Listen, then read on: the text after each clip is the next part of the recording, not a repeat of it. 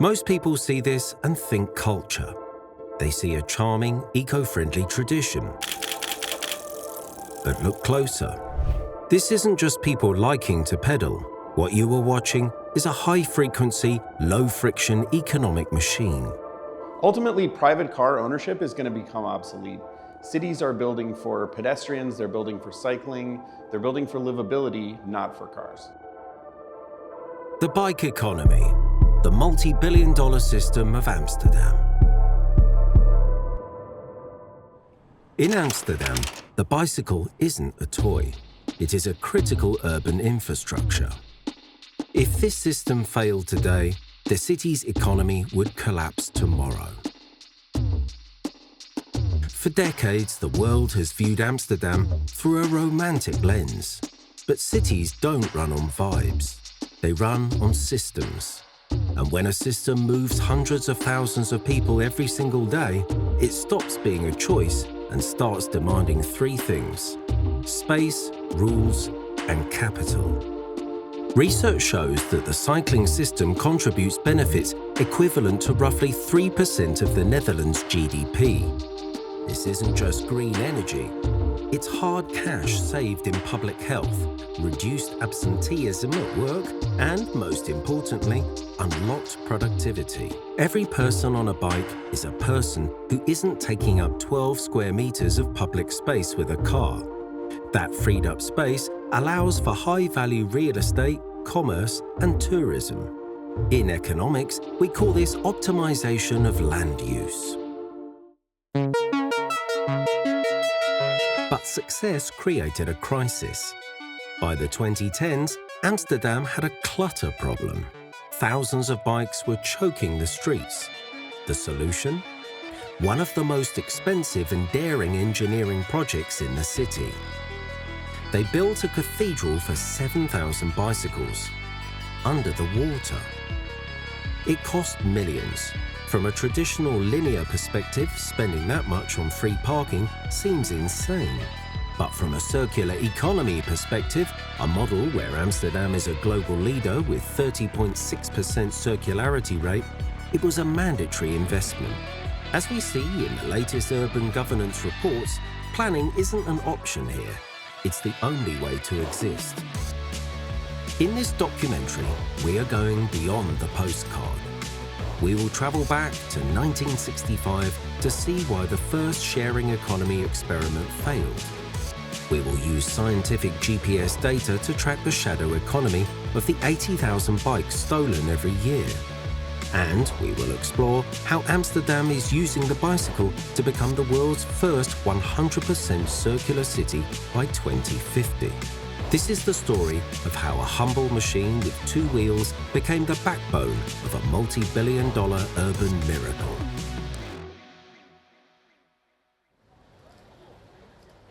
To understand why Amsterdam spends 85 million euros on underwater parking today, we have to go back to a time when the city almost lost its soul to the car. The 1960s.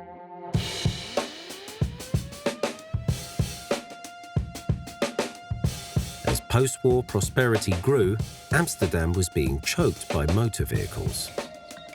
In response, a counterculture group called the Provost launched what would become the first bike-sharing program in history, the Witte Fietsen Plan, or the White Bike Plan.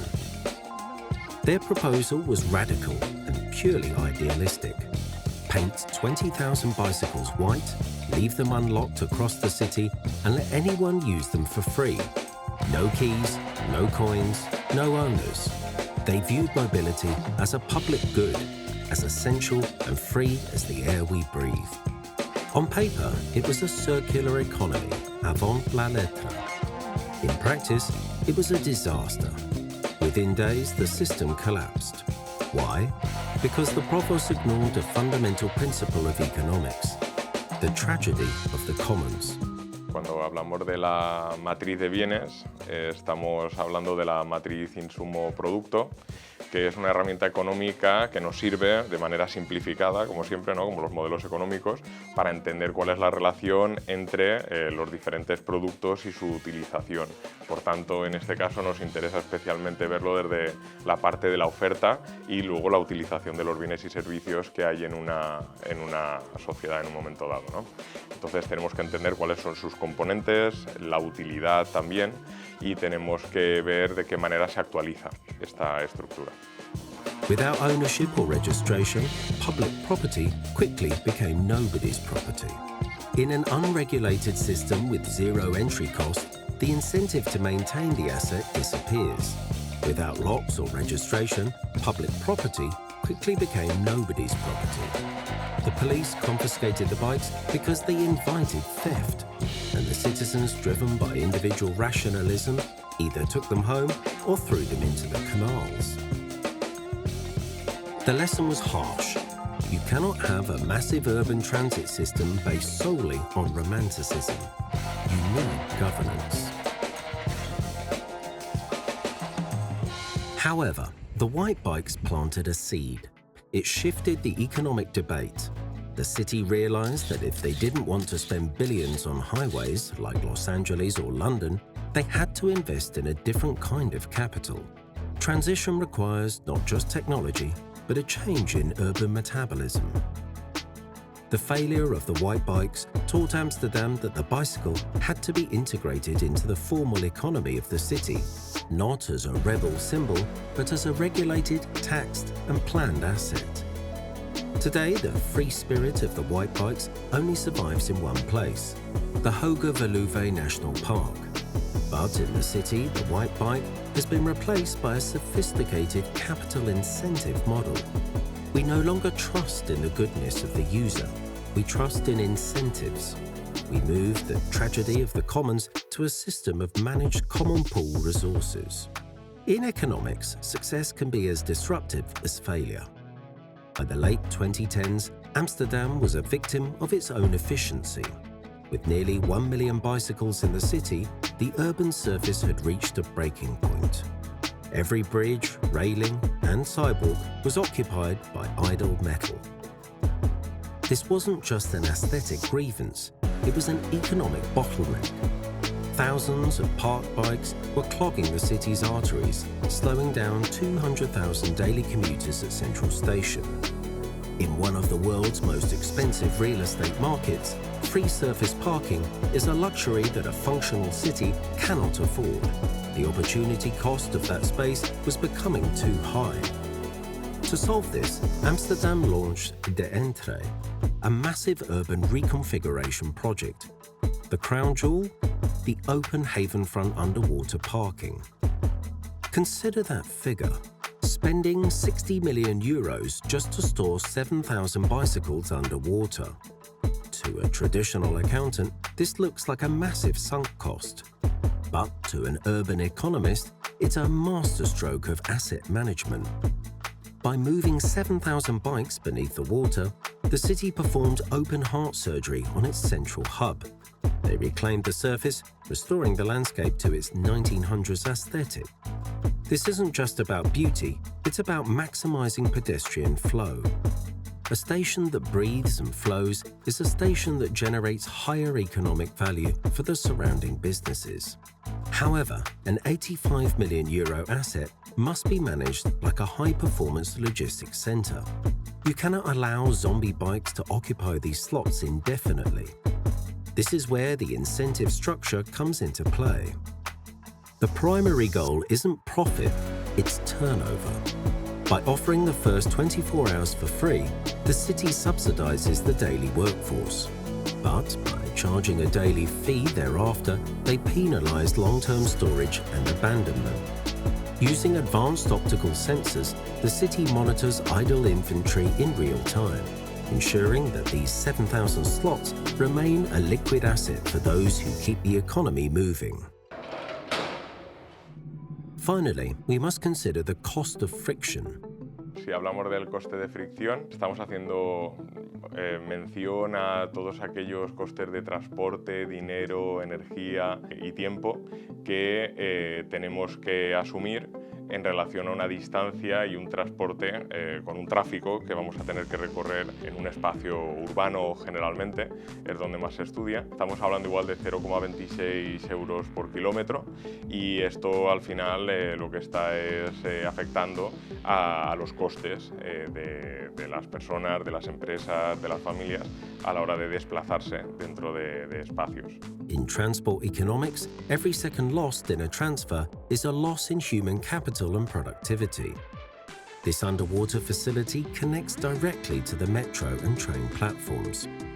The commuter can transition from their bicycle to their train seat in less than 2 minutes, shielded from the elements. This level of intermodal synergy is exactly what makes Amsterdam's circular economy, currently at a record 30.6% circularity rate, a functional reality rather than just a policy goal. Si lo comparamos con Amsterdam, tú ves a la gente yendo en traje. Ahí tiene un refrán que es vístete para tu destino, ¿no? No te vistas para tu trayecto. Entonces, la bicicleta tiene que venir a solucionar muchísimos trayectos que actualmente estamos haciendo en coche, moviendo 1 tonelada de peso para mover a un tío de 70 kilos y que son trayectos de menos de 5 kilómetros, ¿no? Que perfectamente se pueden hacer en bicicleta. But this transition to a highly regulated system created its own set of problems. Because when you turn a bicycle into a valuable economic asset, you create something else, a black market. In Amsterdam, data doesn't tell the whole story. While police record 11,000 thefts a year, the reality is closer to 80,000. Most citizens don't report it. Cost of time is higher than the bike's value. This creates a massive shadow market operating entirely outside the official GDP. Forget the myth of international bike smuggling rings. A 2023 study tracking 100 bikes proved that stolen assets rarely leave the city. Instead, they feed a shadow circular economy. Your stolen bike is sold to a street dealer and then bought by your neighbor. It's a localized, untaxed, and illegal closed loop. High theft risk creates a market distortion. If you expect your bike to be stolen within months, you don't buy quality, you buy junk. This beta bike equilibrium keeps the city's transport fleet low quality and forces owners to spend more on locks than the bikes themselves. These aren't victimless crimes. They are negative externalities that drain city resources. Amsterdam's answer? The fiat depot. Since the city couldn't stop the theft, it decided to manage the orphaned assets. Because in a circular city, even a stolen bike is a resource that must be managed to maintain the urban metabolism. In a city with more bicycles than people, orphaned assets are an inevitability. Every year, thousands of bikes are simply left behind. In economic terms, this is dead capital. They occupy valuable public space, provide zero utility, and degrade the urban landscape. According to official Amsterdam regulations, the city must intervene when private property interferes with public efficiency. Whether it's an improperly parked bike blocking an emergency exit or a wreck that is no longer functional, the municipality acts as the ultimate enforcer of spatial order. All seized bicycles are transported to a central facility, the Fiat depot. This is a logistical powerhouse that manages the city's lost capital. This isn't just a pound, it's a sorting facility for the city's metal metabolism. The retrieval. Owners have around 6 weeks to claim their bike for a fee, approximately 25 euros. This fee doesn't cover the full operational cost, but it serves as a user pays tax to discourage abandonment. If your bicycle was removed from a city parking facility, you will also pay 33.75 euros parking cost. The sorting. Only about 25% of bikes are ever reclaimed. The rest? They are classified as waste or asset, Here is where the Circular Economy Strategy 2020 to 2025 becomes tangible. Amsterdam aims to reduce the use of new raw materials by 50% by 2030. The Fiat depot doesn't just scrap everything.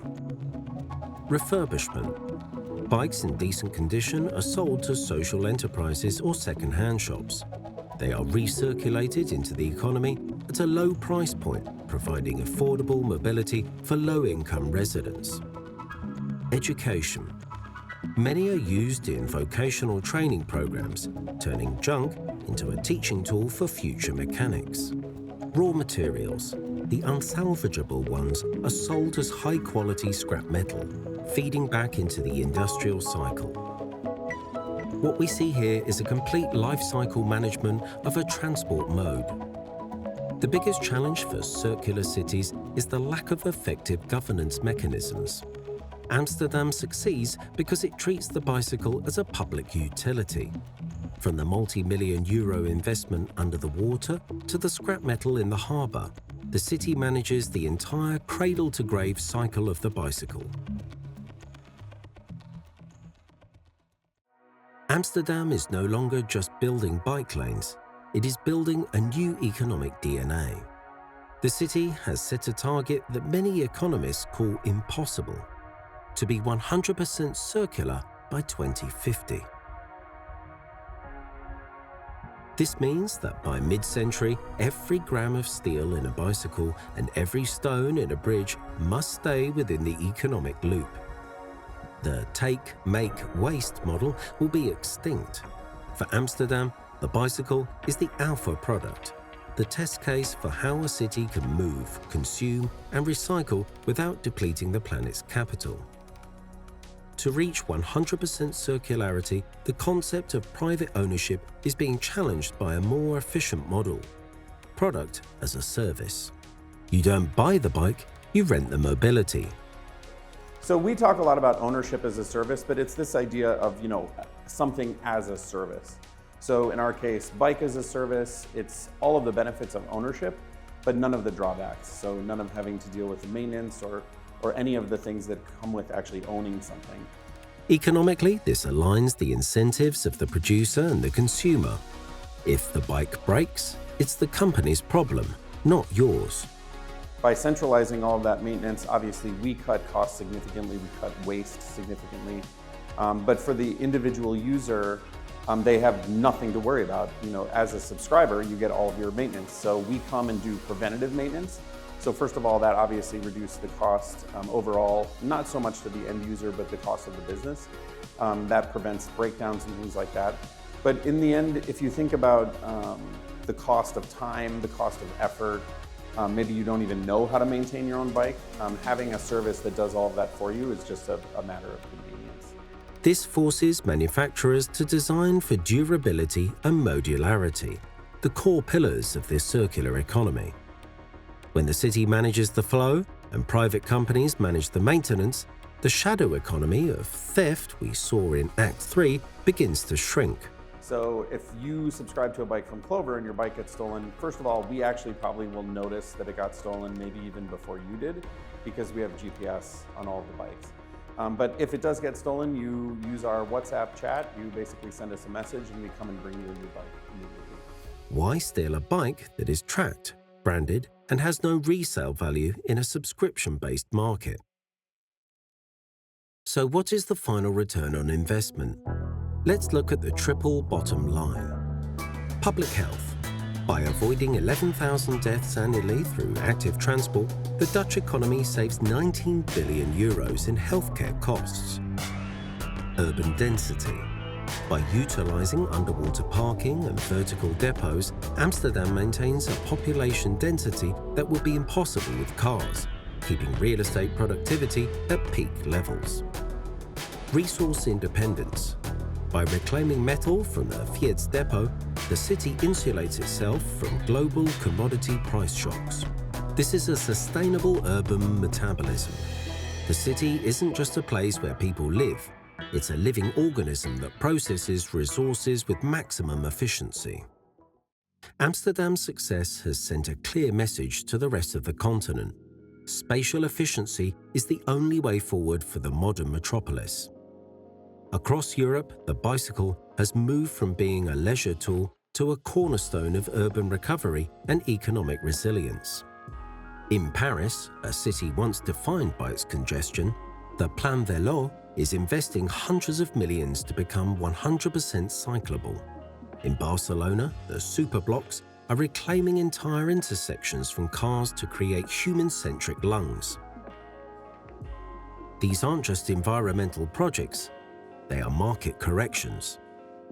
The cities are betting that a quieter, cleaner and more agile urban centre will attract more talent, more tourism and higher property values. From the cycle superhighways of London to the industrial hubs of Germany, the economic logic is consistent. Replacing a 1.5-ton vehicle with a 15-kilogram machine reduces the cost of maintenance for the city and increases the productivity of the citizen. But while northern capitals have the advantage of decades of infrastructure, the real test is happening in the south. In the Mediterranean, where the street is a social space and the sun is a constant resource, a new leader is emerging. A city that has used the Amsterdam blueprint to transform itself at record speed. Estamos a años luz de la infraestructura ciclista que tiene Ámsterdam o cualquier ciudad de Holanda. ¿Necesitamos esas grandísimas infraestructuras? Bueno, podemos crear esas grandísimas infraestructuras y nos serán necesarias pues, en sitios donde haya muchísimo tráfico, muchísima afluencia, como pueden ser las estaciones de tren, estaciones de autobuses, la playa mismo. Valencia tiene playa, pues la playa tiene que tener mucha infraestructura. Pero después, también con esto que hablamos de la permeabilidad de la bicicleta, también tiene que haber pequeños sitios donde tú puedas dejar tu bicicleta de forma segura para que vas a visitar a un amigo, pues que puedas dejar la bicicleta en su portal, vas a tomarte algo, pues que puedas estar viendo la bicicleta desde donde te estás tomando una cerveza, ¿no? Como que tenemos que mezclar ambos modelos, el de grandísimas infraestructuras para cuestiones concretas, para donde haya muchísima demanda, pero después también tiene que haber una cierta integración en el día a día que sea fácil de utilizar. If Amsterdam is the blueprint, Valencia is the laboratory. El gran reto que hay es, primero, no empezar a utilizar la bicicleta para trayectos en los que no hace falta utilizar la bicicleta. En España caminamos muchísimo, en Valencia se camina mucho. No hace falta, igual para todos los trayectos, que se sustituyan en bicicleta, ¿no? Y luego también la gestión de las bicicletas abandonadas, aquellos espacios que la gente utiliza como trastero, estos espacios que tenemos que dar para guardar la bici tiene que ser como medio de transporte y que haya una rotación más o menos alta para que no sea una prolongación de los trasteros de gente que realmente no está utilizando la bicicleta para moverse. In less than a decade, this Mediterranean city has transitioned from a car-centric capital to a global reference in urban metabolism. Si tú mejoras el transporte público, si tú amplías aceras y haces ese espacio más agradable para caminar, creas infraestructura ciclista, más gente va a escoger estos modos de transporte y entonces sí que va a haber un trasvase, ¿no? de gente que estaba yendo en coche a gente que ahora utiliza una movilidad activa, una movilidad más beneficiosa. Valencia's transformation wasn't a matter of vibes or romanticism. It was a calculated investment in spatial efficiency. I think attracting top global talent means that you need to have a vibrant, livable city. And I think most young people, particularly who are coming into the workforce now, are looking for ways to get around a city that doesn't rely on public transit. They don't want to own a car because car ownership is a total burden, having to find parking, insurance, cost of the car, all of that. So having this accessible infrastructure, cycling infrastructure specifically, and in a city like Valencia that already has a lot of reasons to attract top talent, just makes it that much better. Cycling is a preferred way to get around in Valencia. We're number 7 in the world for cycling to work, for example. So adding a layer of an easy subscription e-bike service to that just, again, attracts even more top talent to the city. By implementing the Anillo Ciclista, the city has reclaimed high-value public space to boost local commerce and reduce the toxic liability of the car. It's important to remember that oftentimes with cars, although they can fit multiple people, most of the time it's one person per one car. So when we're asking about, 10 bikes versus one car, we're essentially saying 10 people versus one person. So we have a 10x multiplier on essentially everything that's happening on that street. Whether that be visits to the businesses, whether that be transactions and purchases, everything gets that 10x multiplier and increases revenue for the whole street. In economics, this is the optimization of land use, the same principle that drove Amsterdam to build under its canals. If I'm cycling and I pass by, for example, a bakery, I smell that bakery and I go, oh, you know what, maybe I'm going to stop in, try something, one of those products, essentially become a patron of that business. Whereas if I'm passing by in a car, there's no chance of that happening. And the other benefit is car parking also has this sort of psychological effect on the streets and the people that live there. Car parking makes the space feel a lot more closed in and a lot more cramped than bike parking, which keeps the space very nice and open. Emerging businesses are shifting the market from ownership to usership. Our customers, they depend on their bikes as a reliable way to get around. And so we use an ownership as a service model. So instead of owning the asset yourself, you subscribe to it from us. And we think that's what customers need in terms of reliable day-to-day transportation. If you look at something like Lime or Valencia, they will have that idle asset problem.